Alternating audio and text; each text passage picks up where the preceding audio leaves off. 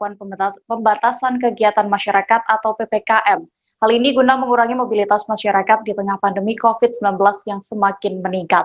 Peraturan tersebut berlaku selama 2 hari ini, Jumat 9 Juli 2021. Perpanjangan masa PPKM luar Pulau Jawa ini berdampak terhadap sejumlah sektor. Satu di antaranya yang terdampak yakni pusat pembelanjaan yakni Plaza Medan Fair.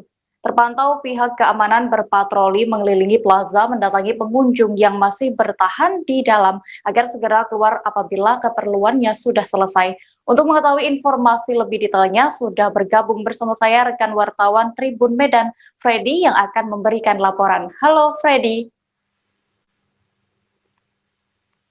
Ya, Freddy, bisa dijelaskan bagaimana penerapan PPKM di Medan, khususnya pusat pembelanjaan sejak adanya instruksi untuk tutup mulai pukul 5 sore?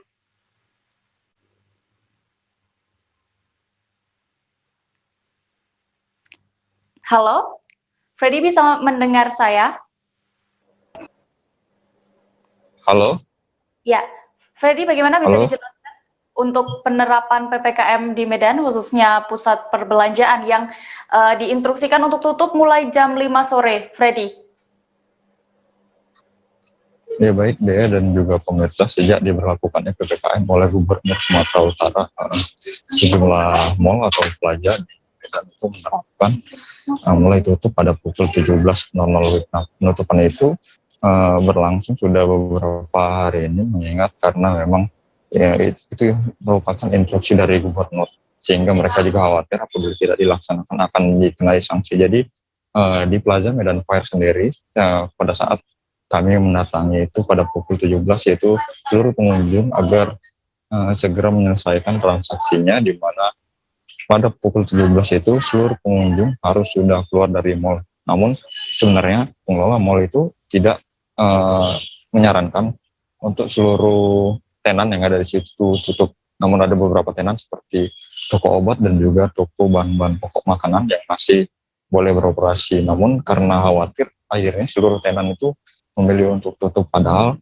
pihak manajemen sendiri tidak melarang beberapa tenan itu untuk tutup. Nah, untuk tenan makanan sendiri, memang Plaza Medan Fair itu lebih menganjurkan agar untuk makan di tempat itu ditiadakan. Namun Plaza Medan Fair selaku pengelola itu menyediakan staff-staffnya untuk stay di depan pintu masuk. Jadi apabila pada pukul 17 lebih dari jam 5 itu ada pengunjung yang mau memesan makanan yang ada di mall itu, bisa menggunakan jasa yang disediakan oleh Plaza Medan Fair, yaitu beberapa kru yang disediakan. Jadi apabila memang ada pengunjung yang mau memesan makanan, bisa melalui pintu masuk itu yang posko yang disediakan. Jadi nantinya pengunjung bisa melalui orang-orang tersebut dan akan disampaikan ke restoran yang ada di dalam itu. Nah, tentunya penutupan pada pukul jam 5 sore itu berimbas pada seluruh sektor, terlebih dari toko handphone yang ada di Plaza Medan Fair. Jadi saya sempat mewawancarai salah satu pemilik toko handphone. Dia mengeluhkan bahwa beberapa hari ini kondisi atau omsetnya itu menurun drastis hingga nyaris 50%.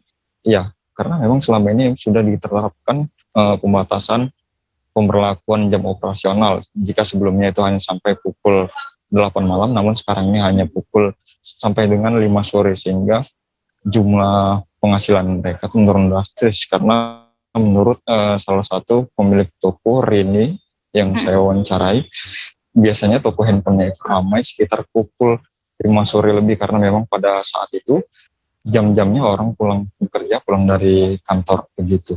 Dan juga saya juga sudah wawancara dengan pengunjung banyak yang belum mengetahui bahwa penerapan itu sudah diberlakukan. Jadi banyak pengunjung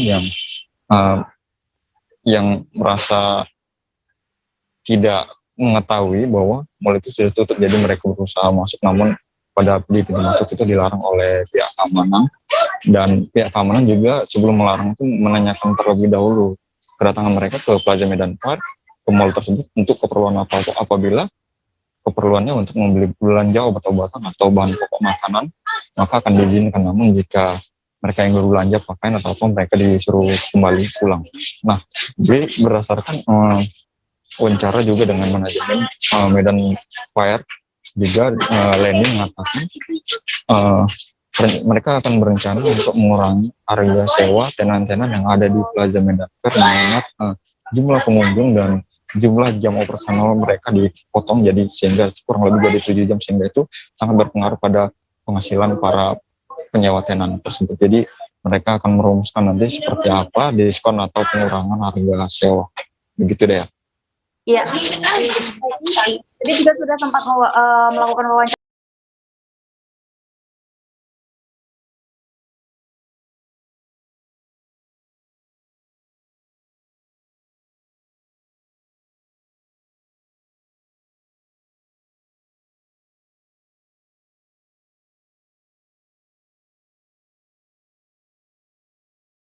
Ya bersama Leni Yun Manalo selaku marketing komunikasi manajer.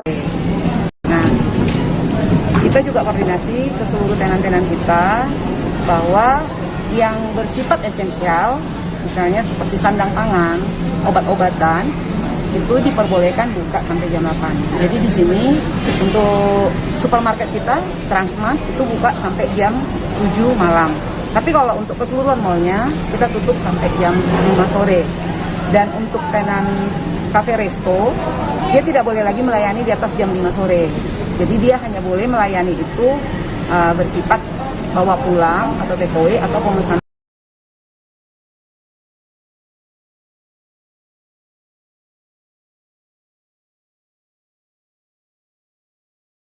melalui aplikasi. Nah, Kak, untuk pemilik ini, Kak? Untuk pemilik usaha ya pasti mereka merasa ini berat ya, karena itu pasti mengurangi bisnis mereka. Karena biasanya orang datang ke pusat perbelanjaan, ke mall, itu sore hari, nunggu dia pulang kerja dulu, atau sudah melakukan aktivitas dari pagi sampai sore, nah baru dia sore ke malam datang ke mall. Dan ini mallnya tutup jam 5, jadi ya pasti mempengaruhi bisnis lah. Kak, kalau untuk pengusaha ini kan waktunya kan dibatasi. Nah, untuk harga sewa sendiri Plaza Medan Fair itu seperti apa? Ada nggak penyesuaian pengurangan atau dari harga gitu? Ya, pasti kita ada kebijakan untuk itu. Kira-kira berapa persen ya, Kak?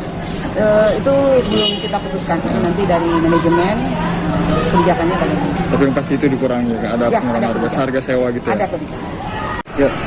Ya Kak, bisa dijelaskan Kak dampak dari PPKM yang baru diterapkan beberapa hari ini terhadap usaha Kakak? Untuk kita ya yang punya usaha di Plaza Medan Fair sangat berpengaruh sekali, karena kebanyakan customer yang datang ke Plaza Medan Fair itu biasanya di atas jam 5. Kenapa? Karena tunggu tutup dari kantor dulu. Jadi di saat mereka mau datang, plazanya sudah tutup, ya jadi sangat berpengaruh sama kita pelaku usaha handphone. Nah, itu dia. Kalau toko Kakak buka dari jam berapa? Dari jam 10, tutupnya jam 5. Nah, Kak, gimana tanggapan Kakak dengan kebijakan pemerintah saat ini, Kak? Ya, kalau memang untuk mengatasi COVID memang sih sangat bagus ya. Nah, tapi kalau untuk kita yang pelaku usaha itu sangat berpengaruh sekali, karena dari istilahnya dari sewa toko kita, karena daya beli orang kan udah pasti berkurang kan gitu, karena yang datang pun udah terbatas orangnya. Itu biasa jam-jam ramainya jam berapa kalau toko gitu? Biasanya malah di atas jam 5 ke atas gitu, karena mereka yang datang itu kebanyakan kan yang udah pulang dari kantor. Berarti omsetnya terjun bebas ya Kak, kalau dibilang ya? Iya. Kira-kira berapa persen itu? Kalau untuk 2 hari ini ya udah terasa sih hampir-hampir 50% juga sih. Kita beralih ke Kalimantan Utara, Tribuners. Kabupaten Nunukan bersama 42 daerah lainnya se-Indonesia kini masuk dalam daftar pengetatan PPKM Mikro. Satuan Tugas Penanganan COVID-19 Kabupaten Nunukan pun melakukan pengetatan PPKM Mikro. Kegiatan itu merupakan penerapan SE Bupati Nunukan nomor 4 tahun 2021 tentang pembatasan kegiatan masyarakat dan pengetatan pintu masuk wilayah Kabupaten Nunukan. Adapun unsur yang terlibat yakni Satpol PP sebagai leading sektor dibantu oleh TNI dan Polri, termasuk Dinas Kesehatan Nunukan. Untuk mengetahui informasi lengkapnya, sudah bergabung bersama saya rekan wartawan Tribun Kaltara, Febrianus Felis, yang akan memberikan laporannya. Halo Febrianus. Ya, halo rekan dia dan Tribunus. Selamat siang. Ya, Fabianus, bisa dijelaskan bagaimana pelaksanaan PPKM Mikro di Nunukan di tengah meningkatnya kasus konfirmasi COVID-19 ini? Baik, Satgas COVID-19 Kabupaten Nunukan sudah 2 hari belakangan ini melakukan pengetatan PPKM Mikro di beberapa tempat seperti kafe, rumah makan dan juga restoran. Dan turut sebagai leading sektor adalah Satpol PP Nunukan dan bekerja sama juga dengan pihak TNI Polri dan Dinas Kesehatan Nunukan. Untuk pelaksanaan PPKM Mikro sendiri sesuai dengan surat edaran Bupati Nunukan nomor 4 tahun 2021 tentang pengetatan pintu masuk dan juga pengetatan pembatasan kegiatan masyarakat di malam hari. Jadi tadi malam sudah dilakukan kembali operasi gabungan untuk di tempat-tempat keramaian seperti rumah makan dan juga kafe. Petugas melakukan penertiban masker dan juga pengecekan apabila masih ada warga Nunukan ataupun tempat pelaku usaha yang buka di jam 8 malam, karena pada dasarnya sesuai dengan surat edaran Bupati itu untuk aktivitas di warung makan hanya boleh sampai pukul 8 saja. Di atas itu akan dilakukan sistem takeaway atau bungkus dan dibawa pulang. Begitu dia. Iya, Febrianus. Lalu petugas juga sempat melakukan tes swab antigen ya juga di tempat pengetatan itu. Lalu apakah ada warga yang didapati reaktif COVID-19? Lalu bagaimana jika didapati warga yang reaktif ataupun positif COVID-19? Baik, dia. Untuk tindakan swab antigen di tempat itu, apabila didapati warga yang reaktif akan diserahkan oleh Satpol PP kepada Dinkes yang juga turut di dalam kegiatan operasi tersebut. Dan juga Dinkes dalam hal ini juga menurunkan 1 unit mobil ambulans. Apabila warga didapati reaktif maka akan langsung diangkut menggunakan mobil ambulans menuju Rusunawa ataupun RSUD Nunukan. Namun apabila tidak parah dalam kondisi itu akan dilakukan isolasi mandiri. Namun dalam 2 malam yang sudah berlangsung ini belum ada warga Nunukan yang didapati reaktif. Untuk pelanggar sendiri ada sekitar 30-an orang yang dilakukan swab di tempat selama 2 malam. Ya. Ya. Lalu berarti masih cukup ada yang melanggar ya dalam proses pengetatan ini ya, dalam operasi ini masih ditemukan warga yang melanggar ya, Febrianus tadi. Iya, betul ya. Jadi masih ada beberapa warga dan juga bahkan tempat pelaku usaha yang mengaku belum menerima surat edaran Bupati nomor 4 tentang pembatasan kegiatan masyarakat di malam hari. Namun di samping petugas melakukan sosialisasi dan juga tetap prosedur penindakan swab di tempat dilakukan oleh petugas ya. Ya, Febrianus. Lalu mungkin bisa diinformasikan terkait update angka konfirmasi positif COVID-19 di Nunukan sendiri? Oke, jumlah terkonfirmasi COVID-19 Kabupaten Nunukan per hari kemarin ada 1.817 kasus. Rinciannya ada sebanyak 312 pasien yang sedang dirawat, sebanyak 1.475 pasien dinyatakan sembuh, dan 30 pasien meninggal dunia. Per hari kemarin ada 1 pasien lagi meninggal dunia, dan update terbaru ada 1 pasien lagi meninggal dunia dan rilisnya akan disampaikan pukul 4 sore nanti. Untuk suspek yang dipantau ada 703 orang dan kontak erat yang dipantau saat ini ada 206 orang. Begitu dia. Iya, baik Febrianus, tadi juga rekan kami sudah sempat melakukan wawancara bersama Kabid Penegakan Perda Satpol PP Kabupaten Nunukan Huzaini. Berikut wawancara selengkapnya. Untuk kegiatan penertiban atau penegakan SE Bupati nomor 4 Pak ya? Iya. Menurut pengamatan Bapak gimana Pak untuk pelanggaran di lapangan sendiri? Ini yang pelanggaran di lapangan langsung kita antigen Pak ya. Oke. Langsung antigen supaya mereka tahu bahwa kita ini petugas betul-betul untuk melaksanakan aturan yang ada Pak. Oke. Aturan dan edaran. Kan yang kita laksanakan ini Peraturan Daerah nomor 2 tahun 2021, kemudian edaran Bupati nomor 4 tahun 2001 tentang PPKM Pak, pembatasan pengetatan kegiatan masyarakat di malam hari Pak. Jadi waktunya Pak sampai jam 8 aja makan di tempat. Jam 8 ke atas pelayanan bungkus Pak. Oke.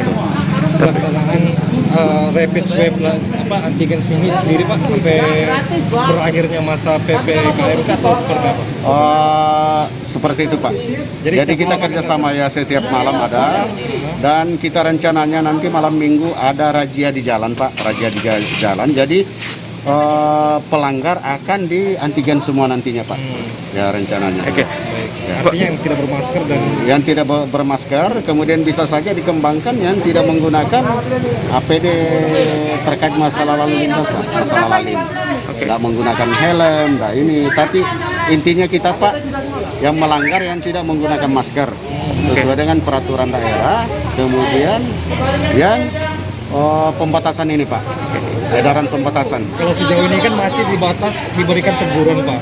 Apakah ada tindakan tegas yang akan dilakukan oleh tim? Akan ada Pak, akan kita apabila, karena kalau di peraturan daerah itu tahapan pertama teguran lisan Pak, kedua teguran tertulis, surat pernyataan, dan apabila mereka tidak mengindahkan surat teguran itu secara tertulis, akan kita lakukan penutupan sementara Pak. Tapi untuk sementara belum ada karena mereka yang sudah dilakukan teguran, alhamdulillah mereka mengindahkan seperti itu. Ya itu kan artinya gini Pak, masih kalau teguran ini kan tentu data yang harus dilihat Pak. Kan, tapi apakah tidak ada satu kali langsung melakukan memberikan sanksi berupa denda atau apa gitu Pak? Artinya ini bisa menjadi kekhawatiran juga.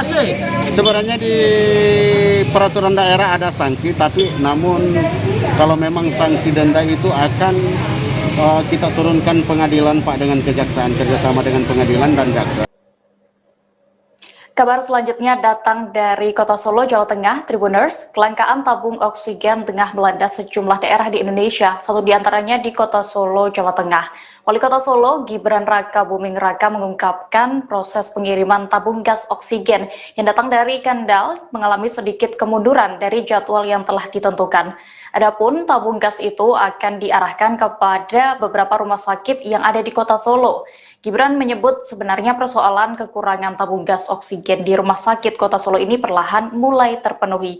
Namun masih juga ada satu rumah sakit yang masih berada dalam kondisi sulit, yaitu Rumah Sakit Bung Karno. Informasi selengkapnya akan disampaikan rekan wartawan Tribun Solo, Irfan Al-Amin, yang saat ini sudah bergabung bersama saya untuk menyampaikan laporannya. Halo Irfan. Halo Dea. Ya Irfan, bisa dijelaskan bagaimana kondisi stok tabung gas oksigen di Kota Solo? Oke, terima kasih Dea. Pagi tadi dikabarkan bahwasanya Kota Solo mengalami kekurangan tabung gas oksigen bagi para pasien. Tidak hanya bagi para pasien COVID-19, tapi juga bagi para pasien lainnya yang saat ini sedang membutuhkan tabung oksigen. Lalu informasi ini beredar pertama saat CEO PMI Bapak Sumartono yang saat ini dan kemarin sempat melakukan semacam video lalu disebarkan ke beberapa rekan media. Lalu dari sana diketahui bahwasanya Kota Solo sedang mengalami kekurangan oksigen. Lalu setelah itu Wali Kota Solo Gibran Raka Buming Raka menyebutkan bahwasanya saat ini tabung gas oksigen sedang dalam proses pengiriman. Tadi malam proses pengiriman sudah dilakukan dari dua kota, itu Kendal dan Gresik. Demikian deh. Baik, lalu apa tindakan dan reaksi dari Pemkot Solo terhadap hal yang dialami saat ini?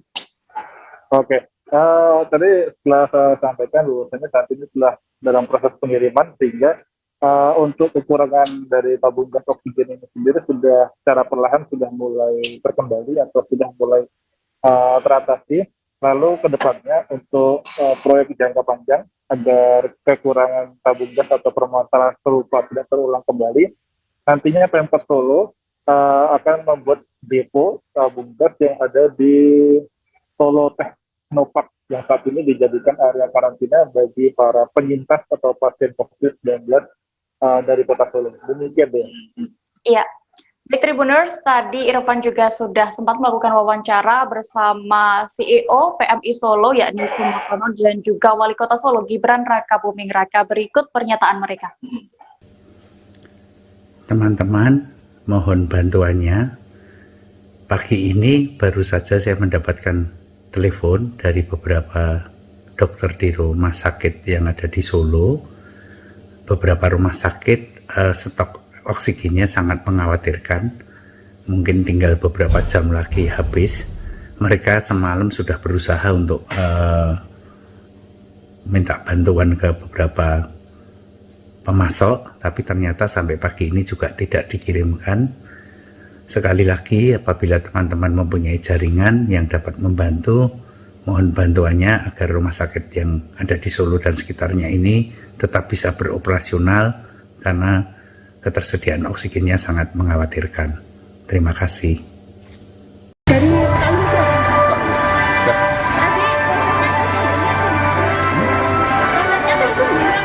Itu udah dikirim dari kemarin malam, tapi ya mungkin agak molor-molor dikit. Udah aman. Udah aman ya Mas? Yes, second Dokter Un, Hermina, mana di Ipang, udah, masih aman semua. Ini yang agak pendek, Bung Karno, ini baru diusahakan. Tenang. Jangka panjang berikut Mas Gibran. Nanti untuk mengantisipasi seperti ya kan, suplainya oksigen ini kan memang tidak seluruh Indonesia. Ini antisipasinya kemarin Pak Sekda sudah saya perintah untuk bikin depo sendiri di Solo Teknopark. Ya, antisipasinya cuma itu. Kebutuhan per hari 59 ton. Ya. Iya, nggak apa? Kita amankan terus. Bisa mungkin jangan sampai ada oksigen yang habis di situ. Tenang aja. Saya usahakan terus. Ada yang lain-lain ada. Tenang aja. deponya nanti gitu. Ya sesuai kebutuhan kita, pokoknya kebutuhan di Solo 59 ton per hari. Tiap hari kita koordinasi terus bersama Kemenkes, Pak Luhut juga memantau terus. Nanti sih kan ada Pak Kapolri sama Pak Panglima juga. Kita pantau. Ya sesuai kebutuhan kita. Pokoknya kita memenuhi kebutuhan ya bukan per hari sampai hari-hari berikutnya. Tapi memang kebutuhannya gede, Solo gede, Bore tinggi. Gitu ya. Mas, kemarin terkait audiensi dengan pedagang pasar itu gimana Mas? Kemarin? Iya. Kemarin pagi. Hasilnya gimana Mas? Ya ini baru kita hitung. Nanti kita rencananya akan kami buat agar meringankan pedagang pasar yang terdampak. BSD-nya sendiri? Saya sudah koordinasi dengan PT Pos, ya nanti kita tunggu lagi koordinasi berikutnya. Sudah disiapkan. Tenang aja. Untuk pengurangan retribusi selama setahun atau setahun Mas? Nah itu baru kita hitung, tapi yang jelas kemarin ya teman-teman dari yang misalnya Pulau Pasar, Papat Suta sudah mau menerima semua. Ini keadaan darurat. Tapi kebijakannya tetap tutup ya Mas, artinya itu tetap tutup. Itu kebijakan usaha kerja. Tugas saya hanya menjalankan dan semuanya sudah mulai bisa menerima. Sudah saya terima semua kemarin teman-teman dari pasar. Mas, adanya penyembangan ini nanti apakah ada berdampak pada ekonomi kota Solo? Penutupan jalan dulu Mas? Ada jalan-jalan yang ditutup, tapi sekali lagi ini untuk kebaikan kita semua demi memutus penularan COVID. Kita kan juga harus mengurangi mobilitas karena memang dari semenjak PPKM darurat diberlakukan ini 1 hari pertama ini masih seperti normal. Kita kan ingin ada penurunan angka COVID ya, kita ingin segera flat turun. Kalau masih ramai ya susah. Dan saya tahu banyak yang terdampak. Saya tahu. Berarti mobilitas tinggi? Masih cukup tinggi Mas sampai saat ini?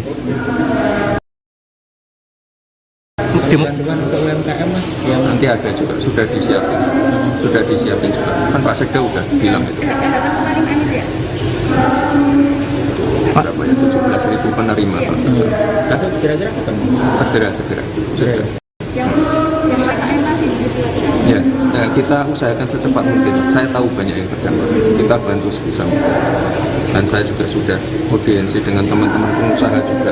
Pokoknya kita keroyokan, kita bantu teman-teman yang terdampak. Mas, nantinya ada penambahan titik yang ditutup nggak Mas jalannya? Penambahan titik ditutup di jalannya? Sementara itu mungkin nanti nggak ditambah, tapi dipindah. Oh, dipindah? Tapi nanti koordinasi dulu dengan Pak Kasat Lantas Desa. Ini belum tahu di mana lagi. Sementara ini yang 6 ruas jalan. Oh, ya. Terima kasih Mas. Tribuners, kami akan kembali seusai jeda, tetaplah di live update. Oke, apa kabar Bang Arif di sini untuk strateginya? Kalau saya sendiri di Gimik 37 ini yang semalam baru mulai, saya udah Sebenarnya aku nggak ngerasain penangkapan atau penggerebegan atau apapun itu, karena gini loh, posisinya aku kriteria. Jadi kita mengenal disebut dengan stroke yang tidak berdarah dengan stroke yang berdarah. Stroke yang tidak berdarah itu biasanya ditandai dengan adanya penyumbatan. Kalau itu terjadi di sini mungkin pikirnya tidak ke situ kali ya, tapi kalau di Korea atau di Kamboja itu ada beberapa paper yang saya itu mas, ya dulunya tukang koran. Oh gitu ya, Tukang koran. ya saya baca itu Pak. Tuh kan pernah baca kan? Ya. Jadi kalau saya jadi tangga itu udah bersyukur banget. Si anak ini dijadikan sebagai tersangka begitu. Ya kalau ini kita bicara yang di luar kasus Situ Ngombo ya. Dengan nama hujan shower, di mana terdapat batas jelas antara daerah hujan dan tidak hujan yang biasanya terjadi pada fase awal mature stage atau tahap berbahaya dewasa. itu Kang. Jadi mulai artinya terjadinya perlembekan. Nah itu untuk penetrasi akan sulit gitu ya. Dok, saya ini menurut saya memang tidak mudah, bukan urusan tanah diambil. Kalau misalnya Amerika Serikat sekarang, Rasulullah mengatakan dalam sebuah hadis bahwa berpuasa di 6 hari Syawal itu. Oke, apa kabar Bang Arif di sini untuk strateginya? Kalau saya sendiri di Gimik 37 ini yang semalam baru mulai, saya udah Sebenarnya aku nggak ngerasain penangkapan atau penggerebegan atau apapun itu, karena gini loh, posisinya aku kriteria. Jadi kita mengenal disebut dengan stroke yang tidak berdarah dengan stroke yang berdarah. Stroke yang tidak berdarah itu biasanya ditandai dengan adanya penyumbatan. Kalau itu terjadi di sini mungkin pikirnya tidak ke situ kali ya, tapi kalau di Korea atau di Kamboja itu ada beberapa paper yang saya itu mas, ya dulunya tukang koran. Oh gitu ya, Tukang koran. ya saya baca itu Pak. Tuh kan pernah baca kan? Ya. Jadi kalau saya jadi tangga itu udah bersyukur banget. Si anak ini dijadikan sebagai tersangka begitu. Ya kalau ini kita bicara yang di luar kasus Situ Ngombo ya. Dengan nama hujan shower, di mana terdapat batas jelas antara daerah hujan dan tidak hujan yang biasanya terjadi pada fase awal mature stage atau tahap Berbahaya dewasa. itu Kang. Jadi mulai artinya terjadinya perlembekan. Nah itu untuk penetrasi akan sulit gitu ya. Dok, saya ini menurut saya memang tidak mudah, bukan urusan tanah diambil. Kalau misalnya Amerika Serikat sekarang, Rasulullah mengatakan dalam sebuah hadis bahwa berpuasa di 6 hari Syawal itu. Oke, apa kabar Bang Arif di sini untuk strateginya? Kalau saya sendiri di Gimik yang baru mulai, saya udah Sebenarnya aku nggak ngerasain penangkapan atau penggerebegan atau apapun itu, karena gini loh, posisinya aku kriteria. Jadi kita mengenal disebut dengan stroke yang tidak berdarah dengan stroke yang berdarah. Stroke yang tidak berdarah itu biasanya ditandai dengan adanya penyumbatan. Kalau itu penyumbatan di sini. Anda masih menyaksikan live update Tribuners. Berita selanjutnya datang dari Papua. Polresta Jayapura Kota menggelar gerai vaksin presisi bertajuk Bakti Kesehatan Bayangkara untuk Negeri pada Jumat 9 Juli 2021. Kegiatan ini dilaksanakan dalam rangka menyongsong Hari Kesatuan Gerak Bayangkari ke-69 tahun di tahun 2021 ini. Giat vaksin itu dilaksanakan di pelataran Polresta Jayapura Kota, Jalan Ahmad Yani nomor 11, Kelurahan Gura Besi, Kota Jayapura, Papua. Giat gerai vaksin presisi itu merupakan inisiasi Polresta Jayapura Kota yang diutamakan bagi anak-anak usia 12 hingga 17 tahun. Gerai vaksin presisi yang dilaksanakan oleh Polresta Jayapura Kota ini juga sebagai bentuk dukungan instruksi pemerintah, dukungan instruksi pemerintah pusat dalam menargetkan 1 juta orang perharinya untuk divaksin. Untuk mengetahui informasi selengkapnya sudah bergabung bersama saya rekan wartawan Tribun Papua, Aldi Bimantara yang akan memberikan laporannya. Halo Aldi. Ya Dea dan juga Tribuners, saat ini saya berada di Mapolresta Jayapura Kota dan saat ini giat vaksin tengah berlangsung di pelataran Polresta Jayapura Kota. Jalan Ahmad Yani nomor 11 Kelurahan Gurabesi, Kota Jayapura, Papua. Nah, dapat saya informasikan kepada Tribuners semua bahwa vaksinasi yang digelar di pelataran Polresta Jayapura Kota ini diinisiasi untuk kelompok umur anak-anak dan remaja. Kemudian jenis vaksin yang nantinya akan didistribusikan selama proses vaksinasi berlangsung di sini ialah jenis vaksin Sinovac, seperti itu. Ya, baik. Ya, Dea. Lalu bagaimana tahapan vaksinasi di Polresta Jayapura Kota ini?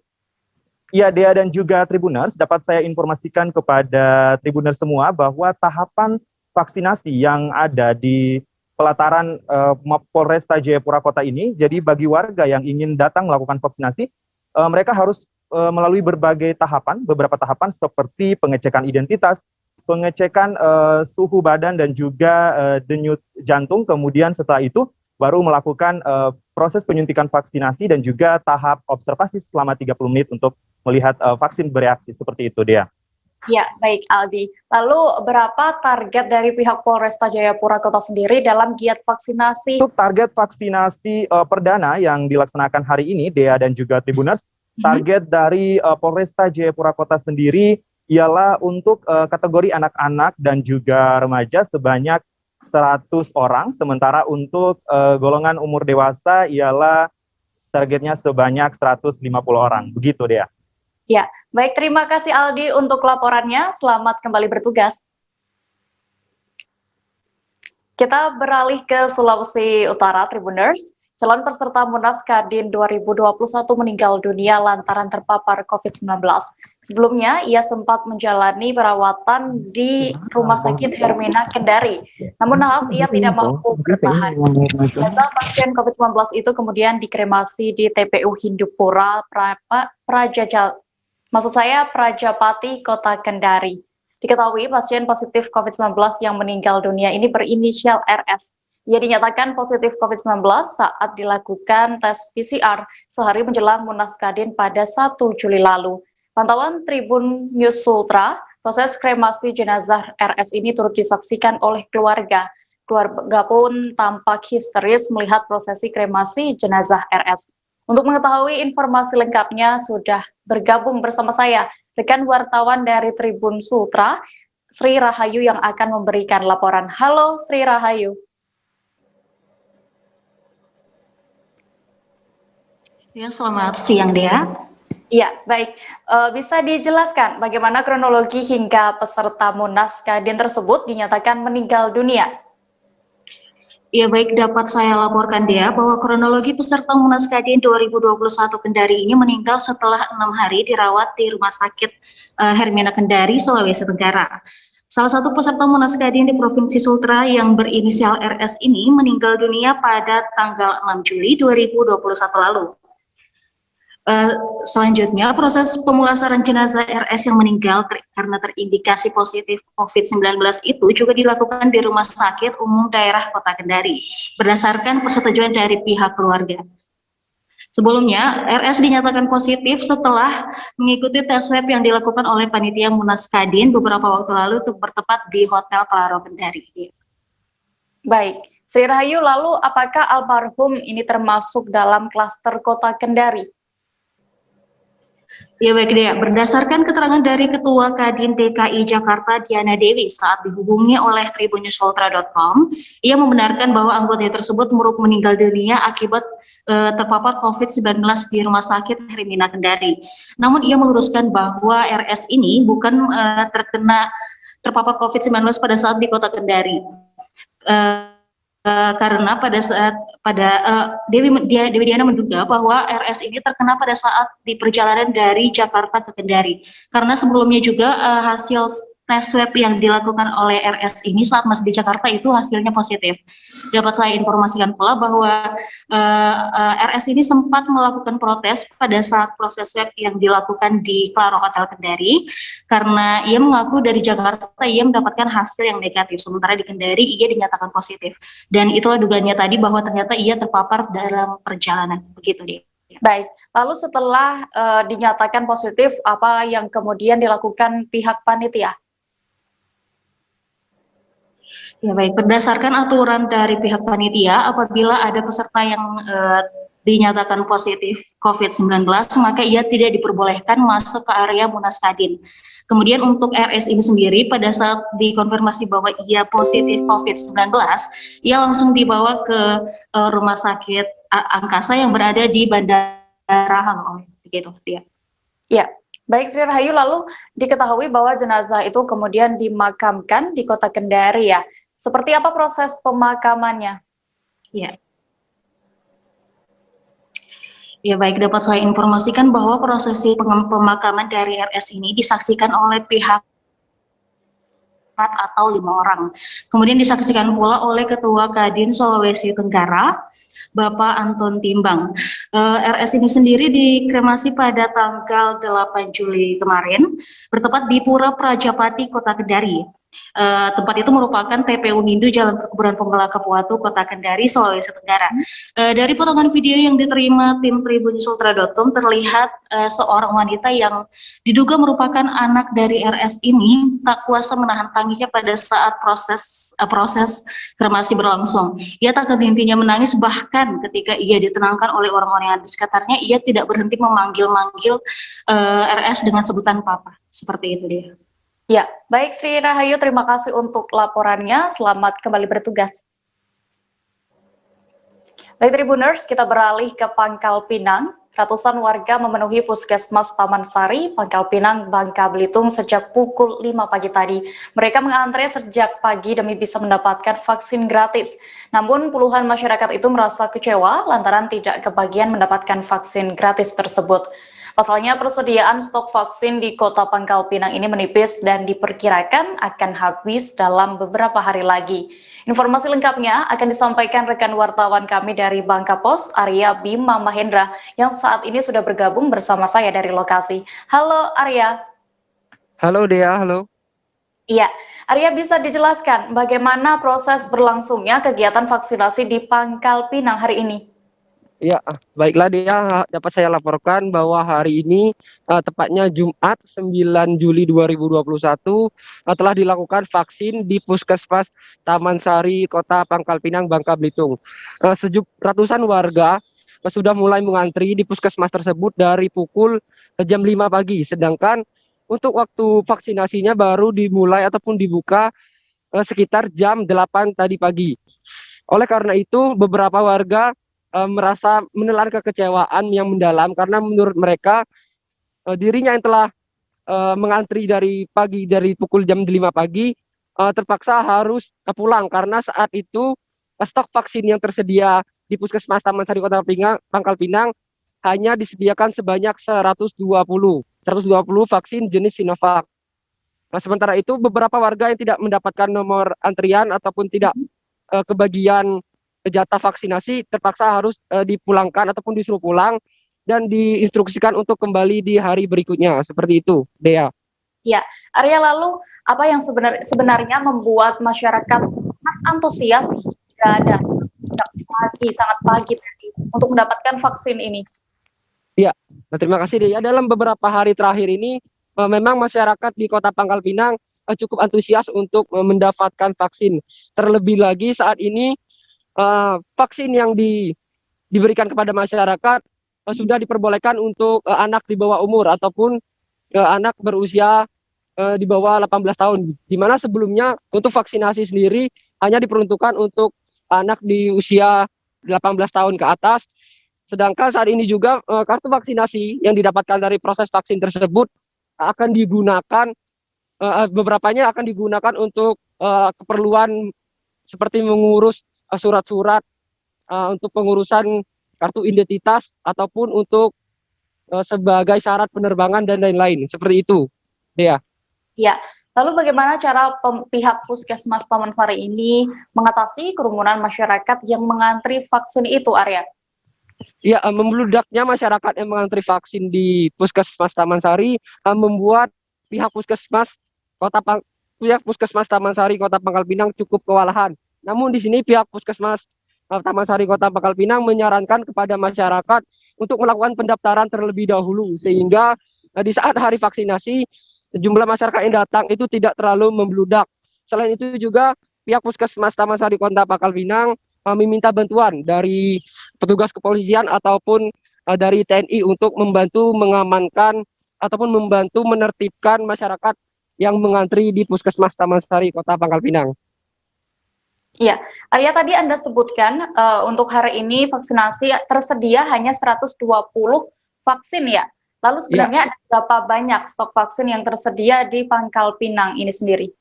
Ya, terima kasih Dea. Berdasarkan informasi yang kami dapatkan dari Kepala Dinas Kesehatan Kota Pangkal Pinang dari Bapak Dr. Mas Agus Hakim, beliau menyampaikan bahwa tepatnya kemarin data terakhir yang didapatkan bahwa jumlah stok vaksin di Kota Pangkal Pinang sendiri saat ini cukup menipis-pis, di mana stok yang tersedia per kemarin Kamis 8 Juli 2021 stoknya adalah sebanyak 3.800. Seperti itu deh ya. Ya, lalu Arya bagaimana peran pihak terkait dalam mengatasi keterbatasan jumlah vaksin di Pangkal Pinang ini? Ya, untuk menanggulangi keterbatasan stok vaksin di Kota Pangkal Pinang, Kepala Dinas Kota Pangkal Pinang sudah melakukan pengadaan kembali stok vaksin kepada Kementerian Kesehatan Republik Indonesia, sehingga diharapkan nantinya setelah stok vaksin tersebut tiba di Kota Pangkal Pinang, Bangka Belitung, maka masyarakat sudah dihimbau ataupun sudah diperbolehkan kembali untuk melakukan vaksin di puskes terdekat di tempatnya masing-masing. Seperti itu, Dea. Ya. Baik Tribuners, tadi Arya juga sudah melakukan wawancara dengan Dina selaku Kepala Puskesmas Taman Sari Pangkal Pinang. Berikut wawancara selengkapnya. Atas antusiasnya masyarakat Kota Pangkal Pinang yang telah meluangkan waktunya untuk vaksinasi di Puskesmas Taman Sari. Namun saat ini berhubung vaksin sudah habis, jadi ditunggu waktunya sampai vaksin tersedia. Bu, untuk pesannya kepada masyarakat Bu yang hendak melakukan vaksin, ada nggak Bu kira-kira Bu? Untuk apa? Pesannya Bu, pesan ya. Untuk masyarakat jangan takut untuk divaksinasi karena ini untuk kesehatan kita semua. Kami akan kembali seusai jeda Tribuners, tetap di live update. Oke, apa kabar Bang Arif di sini untuk strateginya? Kalau saya sendiri di Jumip 37 ini yang semalam baru mulai, saya udah sebenarnya aku nggak ngerasa itu penangkapan atau penggerebegan atau apapun itu, karena gini loh, posisinya aku kriteria. Jadi kita mengenal disebut dengan stroke yang tidak berdarah dengan stroke yang berdarah. Stroke yang tidak berdarah itu biasanya ditandai dengan adanya penyumbatan. Kalau itu terjadi di sini mungkin pikirnya tidak ke situ kali ya. Tapi kalau di Korea atau di Kamboja itu ada beberapa paper yang Saya itu Mas, ya dulunya tukang koran. Oh gitu ya. Tukang koran. Ya, saya baca itu Pak. Tuh kan, pernah baca kan? Ya. Jadi kalau saya jadi tangga, itu udah bersyukur banget. Si anak ini dijadikan sebagai tersangka begitu. Ya, kalau ini kita bicara yang di luar kasus Sebongombo ya. Dengan nama hujan shower, di mana terdapat batas jelas antara daerah hujan dan tidak hujan yang biasanya terjadi pada fase awal mature stage atau tahap Berbahaya dewasa. itu Kang. Jadi mulai artinya terjadinya perlembekan. Nah itu untuk penetrasi akan sulit. Gitu, ya.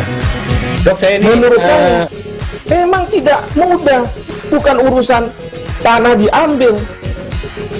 Kalau misalnya Amerika Serikat sekarang, Rasulullah mengatakan dalam sebuah hadis bahwa berpuasa di 6 hari Syawal itu.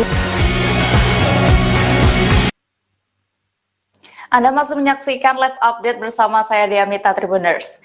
Berita selanjutnya datang dari Kabupaten Maluku Tengah. Warga desa Watludan, Kecamatan Waipia, Kabupaten Maluku Tengah mengambil paksa jenazah pasien COVID-19 pada Kamis 8 Juli 2021 petang. Jenazah itu diambil secara paksa dari Rumah Sakit Umum Daerah Masohi. Mereka berbohong dan mengaku diizinkan seorang oknum pejabat pemerintah kabupaten untuk mengelabuhi petugas.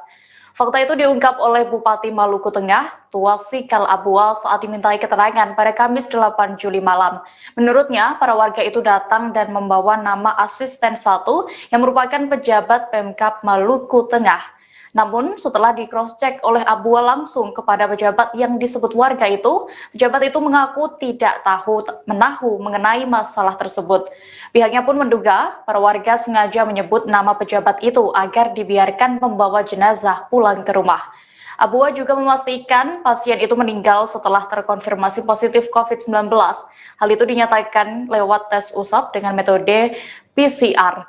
Rumah sakit juga telah menjelaskan status korban kepada pihak keluarga, namun keluarga tidak percaya. Sebelumnya diberitakan jenazah seorang guru yang meninggal akibat terpapar COVID-19 di RSUD Masohi diambil paksa oleh warga. Selain itu mereka juga memblokade jalan penghubung 3 kabupaten. Blokade itu dilakukan warga dengan meletakkan kayu dan batu di badan jalan. Mereka juga membakar sejumlah ban bekas di tengah jalan. Warga mengaku tak terima pihak rumah sakit menyatakan jenazah itu meninggal lantaran telah terpapar COVID-19.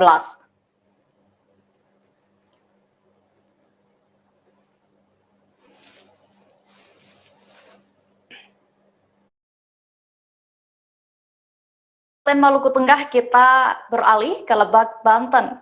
Insiden kebakaran terjadi di Kampung Kapala Nunggal, RT 003 RW 4 Desa Sukasari, Kecamatan Cipanas, Kabupaten Lebak, Banten. Akibatnya sebanyak 4 unit rumah warga hangus dilalap si jago merah hingga membuat kerugian mencapai ratusan juta. Pihak BPBD setempat menyebut insiden kebakaran itu terjadi diduga akibat korsleting listrik. Hal ini diungkapkan oleh relawan BPBD Kecamatan Cipanas, M. Dahlan. Ia menjelaskan kejadian itu terjadi pada Kamis 8 Juli 2021 sekira pukul 10.30 waktu Indonesia Barat. Dikutip dari tribunbanten.com, kebakaran bermula saat pemilik rumah bernama Sahri melihat percikan api di dalam rumahnya. Kemudian percikan api itu membesar hingga membakar 3 rumah lain, yakni milik Ajat, Emut, dan juga Titi. Berdasarkan data laporan sementara, tidak ada korban jiwa akibat musibah kebakaran tersebut. Hanya saja korban mengalami kerugian material karena kehilangan tempat tinggalnya. Kerugian material itu ditafsirkan mencapai lebih dari 300 juta rupiah. Menurut M. Dahlan, untuk sementara para korban kebakaran kemudian diungsikan ke rumah kerabat. Terpisah, Kepala Bidang Damkar Dinas Satpol PP Lebak, Iwan, mengatakan pihaknya kemarin juga menerjunkan 1 unit mobil pemadam kebakaran bersama 4 petugas untuk memadamkan api. Saat itu, pihak BPBD, warga setempat juga turut membantu memadamkan api yang telah melahap 5 rumah agar tidak merembet ke rumah lain dan juga sekolah yang berada di sana.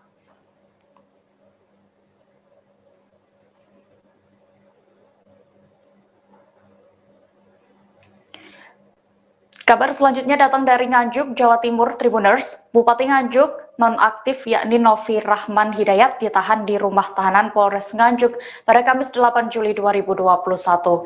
Ia dibawa kembali dan ditahan bersama 6 tersangka lain kasus jual beli jabatan. Diketahui 6 tersangka lain yakni Camat Pace nonaktif yakni Du Priyono, kemudian Camat Tanjung Anom sekaligus PLT Camat Sukomoro nonaktif Edi Srijato. Selanjutnya Camat Berbek nonaktif Haryanto, Camat Loceret nonaktif Bambang Subagio, kemudian mantan Camat Sukomoro yakni Tri Basuki Widodo dan Ajudan Bupati Nganjuk nonaktif M. Iza Mutahdin. Hal ini dilakukan setelah Direktorat Tindak Pidana Korupsi Barreskrim Polri melakukan pelimpahan tahap 2 atau penyerahan barang bukti dan tersangka kasus dugaan suap jual beli jabatan di lingkup Pemkab Nganjuk. Pelimpahan dilakukan kepada Jaksa Penuntut Umum Kejaksaan Agung. Kadif Humas Polri Irjen Argo Yuwono mengatakan pelimpahan tahap 2 itu dilakukan setelah Kejaksaan Agung menyatakan berkas Bupati Nganjuk Novi Rahman Hidayat dan 6 tersangka lainnya telah lengkap atau P21. Kemudian para tersangka langsung dibawa ke Nganjuk untuk diserahkan kepada JPU Kejagung di Kejari Nganjuk. Terpisah, Kepala Kejaksaan Negeri Nganjuk, Nopi Tenoperosot, menjelaskan sebelum ditahan, ketujuh tersangka itu diperiksa JPU Kejari Nganjuk. Mereka diperiksa dengan didampingi penasihat hukum masing-masing sebelum ditahan. Kemudian sebelum digiring ke tahanan, mereka juga terlebih dahulu menjalani tes swab antigen di RSUD Nganjuk. Hasilnya semua dinyatakan non-reaktif dan sehat. Menurut Novi, ketujuh tersangka itu ditahan lantaran dikhawatirkan melarikan diri atau merusak serta menghilangkan barang bukti.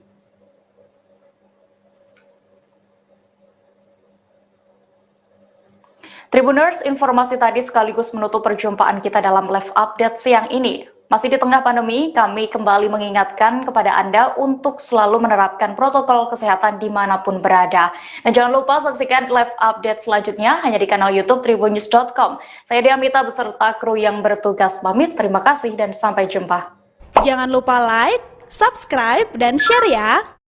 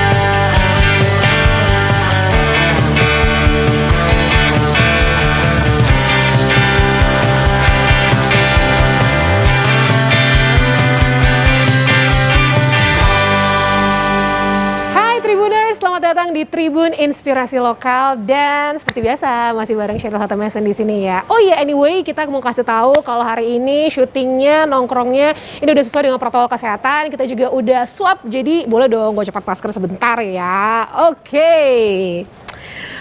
Aduh, hari ini seru banget. Seperti biasa kita akan ngomongin hal-hal yang lokal yang bisa menjadi nasional gitu loh. Di sebelah aku ini nanti kita akan ngobrol sebentar ya. Nanti di ini dulu, di apa namanya, simpen dulu wajahnya.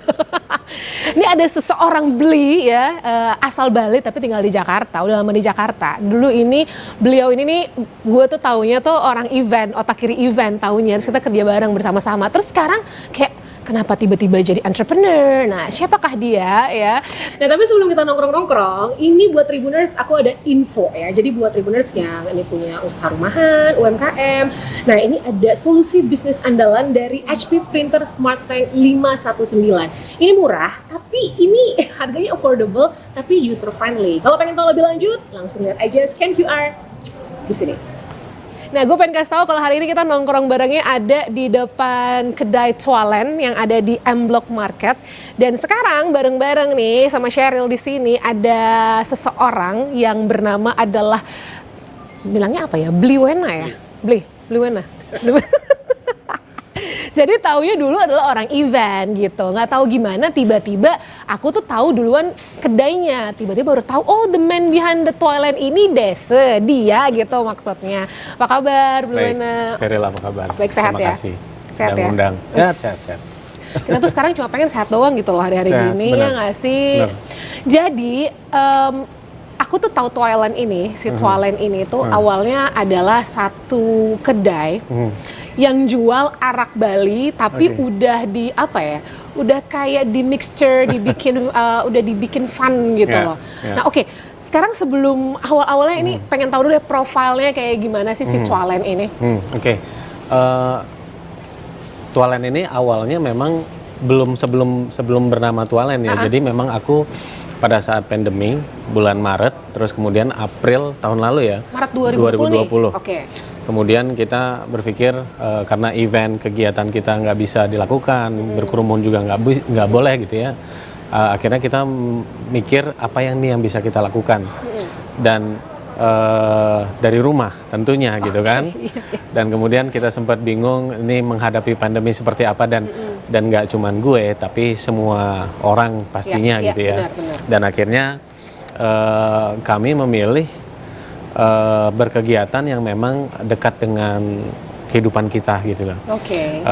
Kebetulan aku orang Bali gitu ya. Kemudian kita juga lekat dengan budaya kultur. Akhirnya aku coba membawa kayaknya asik nih bawa Bali ke ruang lingkup kecil di urban area, gitu.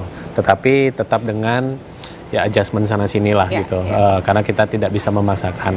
Tadi memang awalnya di tahun lalu di rumah, nah berkembang sampai akhirnya di akhir tahun, awal tahun 2021, M-Block buka fase 2 nih. Beliau mereka mau bikin M-Block Market gitu. Yang isinya adalah UMKM lokal. Dan UMKM lokal terkurasi lah gitu ya, toko kelontong. Pastilah ya, di gitu. M-Block mah semuanya udah terkurasi pasti. Nah, ini kemudian mereka bikin satu entitas namanya Ruang Rasa Kuliner. Oke, jadi semua ini Ruang Rasa Kuliner. Ruang Rasa Kuliner yang ada di sini, mereka mencoba mengembangkan bisnisnya untuk menjajak produk-produk kuliner lokal. Nah, salah satu dari 4 yang lolos kurasi gitu, salah satunya Tualen membawa kategori traditional food. Kita punya betutu, ayam, bebek, kemudian kita punya lawar, sate lilit, terus rujak kuah pindang yang mungkin di Jakarta jarang ditemuin, susah gitu. Poinnya adalah kita membawa otentik kuliner dari Bali ke Jakarta, itu sih. Jadi nih ya, buat Tribuners yang karena pandemi nggak bisa terbang kan, ya kan? Jadi kalau pengen dapetin yang otentik Bali itu ada di Tualen. Tapi gue menarik sih gini, kenapa pada akhirnya mikir, oke deh, kayaknya bawa aja deh, you know, you are a local pride Bali gitu kan, membawa kultur-kultur lokal untuk dijadiin, ini kan pas udah masuk, terutama udah masuk M-Block ya, lo udah langsung kayak hype sendiri gitu loh, tiba-tiba si makanan ini, terus dengan minuman-minuman yang dijual, kenapa tiba-tiba, oke deh kayaknya makanan minuman Bali aja deh nih yang dinaikin. Kenapa awalnya? Thank you kalau udah bisa dibilang hype ya. Pastinya di Jakarta dong. Ya. Aku juga belum ngerasa seperti itu. Tapi begini, gue pribadi itu deket sama kultur ya, karena gue orang Bali gitu ya, dan kita siapapun gitu ya di Indonesia tentunya masih ada kesukuan yang dimana lekat dengan kultur. Kita terikat dengan kultur, dan ketika misalnya gue butuh ide mau ngapain nih dari sekian banyak yang ada di sekitar kita tuh, yang paling mudah ya makanan gitu.